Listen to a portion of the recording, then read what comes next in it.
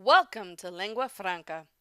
When we learned about the verb ser, it was hinted at that it was not the only verb in Spanish meaning to be, that it had a partner in crime, so to speak. Well, that verb is estar, and it is used only in specific situations. Just like ser, it is highly irregular in its conjugation, and just like ser, it is used all the time. First of all, let's take a look at the conjugation of estar. As you can see, there are some major differences between this verb and the other ar verbs. The first thing that we notice is that the yo form does not end in the normal o. In fact, it looks somewhat like the yo forms for both ser and ir, the use of oy. The second element that we notice is that estar has the prolific use of accent marks. They're not just there for decoration. Remember, if you see an accent mark on a vowel, you must stress that vowel. So, we really say these verbs as tú estás, él, usted está, vosotros estáis, ellos, ellas, ustedes están. Okay, now that we know what estar looks like in the present tense, how do we use it? The first reason, and indeed the primary reason why we use estar in Spanish, is to talk about states of being. Chiefly, we are talking about current emotions like being happy, sad, bored, etc. Also, we are talking about a condition that is not normal, such as being sick or nervous.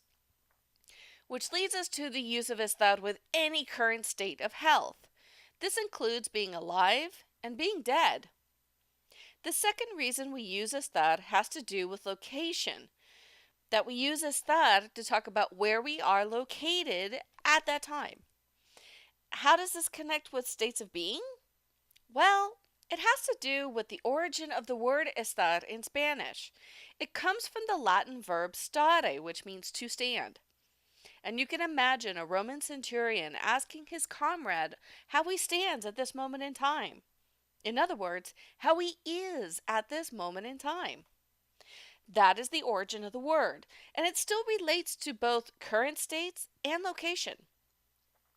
So let's see estar in action to get a better sense of how it is used. No estoy contento porque mis padres están en Buenos Aires y mi hermano está allí también. Cuando no estamos juntos, estoy un poco nervioso. Creo que mi familia está bien ahora, pero no sé. Es claro que estoy obsesivo, pero no es normal para mí. ¿Cómo estás tú cuando tus padres no están aquí? Do you see how estar is being used to denote the condition or state of being of our friend? Or the location of his family members? That is the gist of estar, at least to start off. In a different video, we will compare and contrast ser and estar, when to use one versus the other. But the bottom line is this. Estar is used to talk about where or how someone is at a given moment in time. Please like the video and leave comments or questions that you have. Don't forget to subscribe to Lengua Franca's YouTube channel, which has more videos on Spanish grammar and much more. Oh, and please check out our Patreon page if you're at all interested in supporting us in our work. Hasta pronto. Adios.